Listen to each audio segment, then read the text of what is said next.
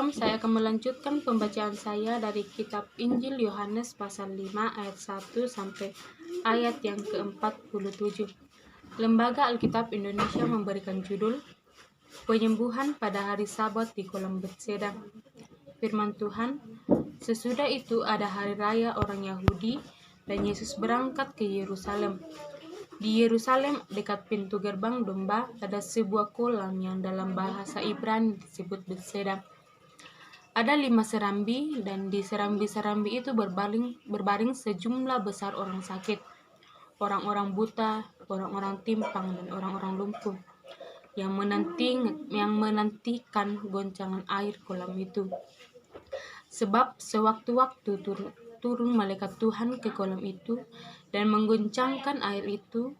Barang siapa yang terdahulu masuk ke dalamnya sesudah goncangan air itu menjadi sembuh, apapun juga penyakitnya.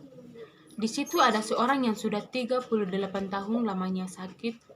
Ketika Yesus melihat orang itu berbaring di situ, dan karena ia tahu bahwa ia telah lama dalam keadaan itu, berkatalah ia kepadanya, "Maukah engkau sembuh?"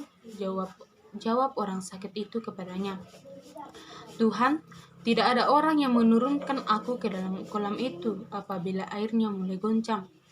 Dan sementara aku menuju ke kolam itu, orang lain sudah turun mendahului aku." Kata Yesus kepadanya, "Bangunlah, angkatlah tilammu dan berjalanlah." Dan pada saat itu juga sembuhlah orang itu, lalu ia mengangkat tilamnya dan berjalan.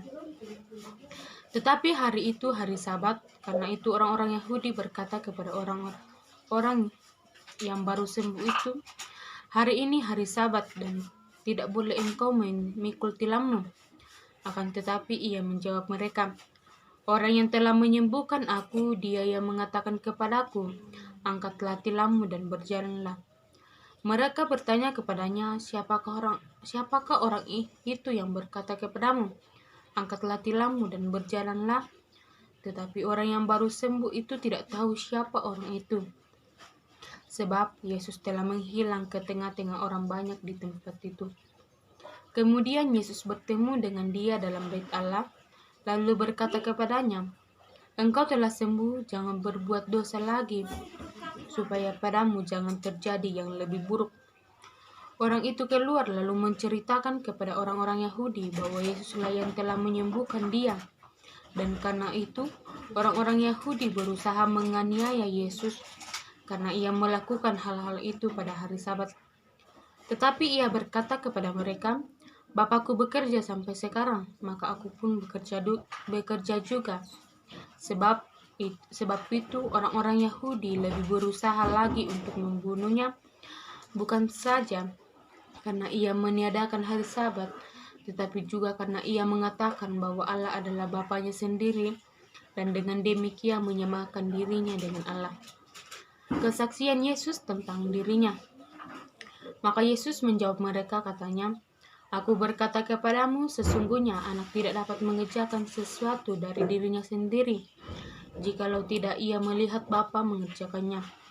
Sebab apa yang dikerjakan Bapa itu juga yang dikerjakan anak, sebab Bapa mengasihi anak dan ia menunjukkan kepadanya segala sesuatu yang dikerjakannya sendiri.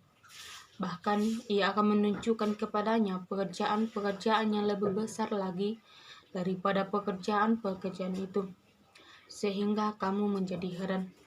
Sebab sama seperti Bapa membangkitkan orang-orang mati dan menghidupkannya, demikian juga anak menghidupkan barang siapa yang dikehendakinya. Bapa tidak menghakimi siapapun, melainkan telah menyerahkan penghakiman itu seluruhnya kepada anak, supaya semua orang menghormati anak sama seperti mereka yang menghormati Bapa. Barang siapa tidak menghormati anak, ia juga tidak menghormati Bapa yang mengutus dia. Aku berkata kepadamu, sesungguhnya barang siapa mendengar perkataanku dan percaya kepada Dia yang mengutus aku, ia mempunyai hidup yang kekal dan tidak turut dihukum, sebab ia sudah pindah dari dalam maut ke dalam hidup. Aku berkata kepadamu, sesungguhnya saatnya akan tiba dan sudah tiba, bahwa orang-orang mati akan mendengar suara Anak Allah, dan mereka yang mendengarnya akan hidup. Sebab sama seperti Bapa mempunyai hidup dalam dirinya sendiri, demikian juga diberikannya Anak mempunyai hidup dalam dirinya sendiri. Dan ia telah memberikan kuasa kepada Anaknya untuk menghakimi, karena ia adalah Anak manusia. Janganlah kamu heran akan hal itu, sebab saatnya akan tiba bahwa semua orang yang di dalam kuburan akan mendengar suaranya, dan mereka yang telah berbuat baik akan keluar dan bangkit untuk hidup yang kekal, tetapi mereka yang telah berbuat jahat akan bangkit untuk dihukum. Aku tidak dapat berbuat apa-apa dari diriku sendiri. Aku menghakimi sesuai dengan apa yang aku dengar, dan penghakimanku adil. Sebab aku tidak menuruti kehendakku sendiri, melainkan kehendak Dia yang mengutus aku. Kalau aku bersaksi tentang diriku sendiri, maka kesaksianku itu tidak benar. Ada yang lain yang bersaksi tentang aku, dan aku tahu bahwa kesaksian yang diberikannya tentang aku adalah benar. Kamu telah mengirim utusan kepada Yohanes, dan ia telah bersaksi tentang kebenaran. Tetapi aku tidak memerlukan kesaksian dari manusia, namun aku mengatakan hal ini supaya kamu diselamatkan. Ia adalah pelita yang menyala dan yang bercahaya, dan kamu hanya mau menikmati seketika saja cahayanya itu. Tetapi aku mempunyai suatu kesaksian yang lebih penting daripada kesaksian Yohanes, yaitu segala pekerjaan yang diserahkan Bapa kepadaku, supaya aku melaksanakannya. Pekerjaan itu juga yang kukerjakan sekarang, dan itulah yang memberi kesaksian tentang aku, bahwa Bapa yang mengutus aku, dialah yang bersaksi tentang aku. Kamu tidak pernah mendengar suaranya, rupanya pun tidak pernah kamu lihat, dan firman-Nya tidak menetap di dalam dirimu, sebab kamu tidak percaya kepada Dia yang diutusnya. Kamu menyelidiki kitab-kitab suci, sebab kamu menyangka bahwa olehnya kamu mempunyai hidup yang kekal. Tetapi walaupun kitab-kitab suci itu memberi kesaksian tentang aku, namun kamu tidak mau datang kepadaku untuk memperoleh hidup itu. Aku tidak memerlukan hormat dari manusia, tetapi tentang kamu, memang aku tahu bahwa di dalam hatimu kamu tidak mempunyai kasih akan Allah. Aku datang dalam nama Bapakku, dan kamu tidak menerima aku. Jikalau orang lain datang atas namanya sendiri, kamu akan menerima dia. Bagaimanakah kamu dapat percaya?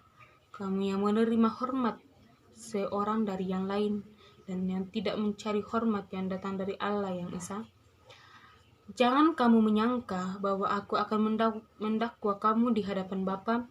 Yang mendakwa kamu adalah Musa, yaitu Musa yang kepadanya kamu menaruh pengharapanmu. Sebab jikalau kamu percaya kepada Musa, tentu kamu akan percaya juga kepada aku, sebab ia telah menulis tentang aku. Tetapi jikalau kamu tidak percaya akan apa yang ditulisnya, bagaimanakah kamu akan percaya akan apa yang kukatakan? Amin, firman Tuhan.